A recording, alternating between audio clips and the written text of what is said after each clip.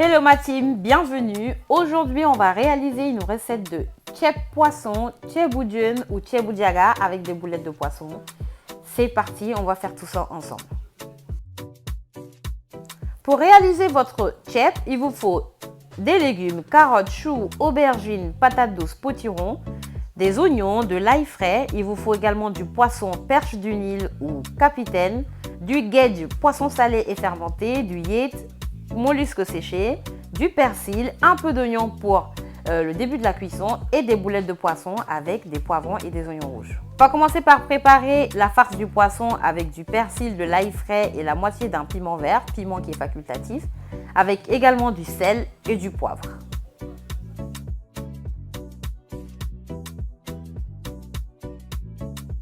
Une fois que votre farce est prête, vous allez commencer par faire 2 tranches dans votre poisson.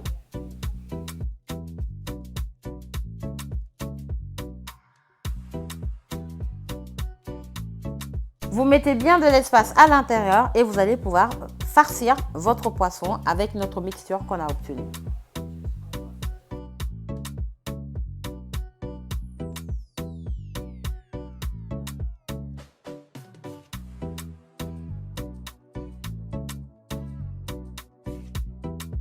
Une fois que vous aurez fini de farcir votre poisson, vous réservez pour plus tard. Là, on va préparer notre mixture qu'on appelle également nokos avec la moitié d'un oignon que vous avez coupé ou émincé, des oignons verts, du piment vert. Rajoutez également, une fois que vous avez fini de piler, ou vous pouvez le faire au mixeur, de l'ail frais.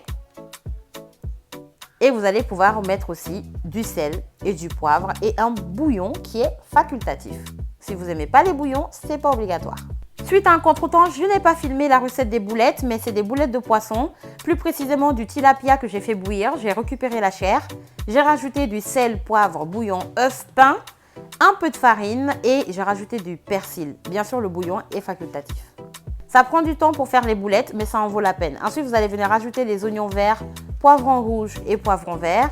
Vous allez rajouter de l'ail frais, vous allez venir saler le tout. Et vous pouvez rajouter de l'arôme si vous voulez ou vous laissez tout simplement comme ça. Rajoutez également un peu de poivre et du vinaigre. Quand vous voyez que les oignons commencent à être bien dorés, vous allez venir rajouter un peu d'eau, l'équivalent de 50 ml d'eau et une bonne cuillerée à café de tomates concentrées.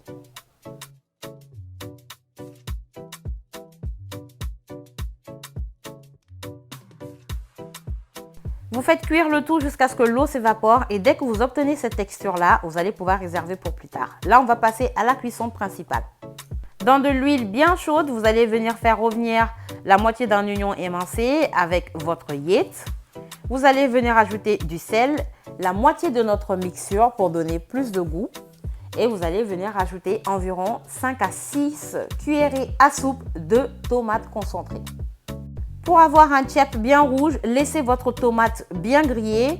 Et bien sûr, petite astuce, vous rajoutez de l'eau, un petit peu d'eau à chaque fois et vous laissez cuire à nouveau. Vous allez voir que dès que ça change de couleur, c'est que c'est bon pour pouvoir rajouter l'eau et les légumes. Rajoutez du coup l'eau et bien sûr l'eau dépend aussi de la quantité que vous souhaitez faire. Tout dépend si vous êtes plusieurs personnes ou une seule personne. C'est à vous de doser la quantité en fonction du nombre de personnes.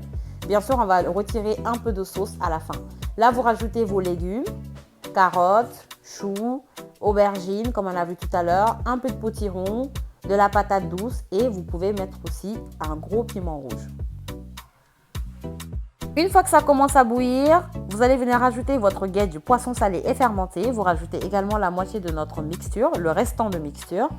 Vous mélangez correctement le tout et vous allez venir rajouter en dernier le poisson. Bien sûr, le poisson, on ne va pas le frire. C'est meilleur quand c'est directement dans la sauce.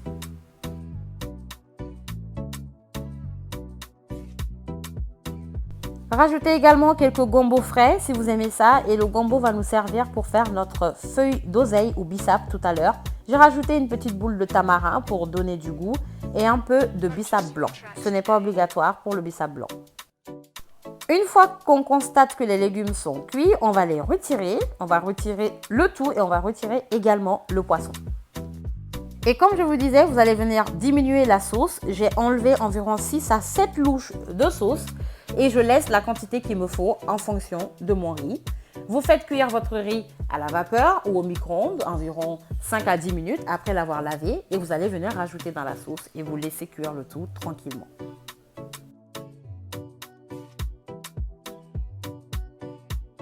Quand vous ajoutez le riz, n'hésitez pas à bien mélanger le tout pour éviter de former les boules dans la sauce.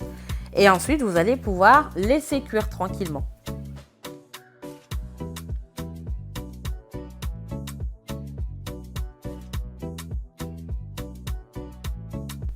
Et voilà, après une bonne dizaine de minutes, voire 15 à 20 minutes, on obtient ce riz-là qui est déjà prêt et on passe à la prochaine étape, la sauce bissap ou la sauce oseille. Vous faites bouillir de l'oseille, vous rajoutez un petit morceau de gombo que vous aurez retiré de la sauce, vous rajoutez un peu de sauce, du piment, du citron et vous rajoutez aussi un peu de sel et du poivre. Mélangez correctement le tout au mixeur ou soit au mortier et vous obtenez ça comme texture.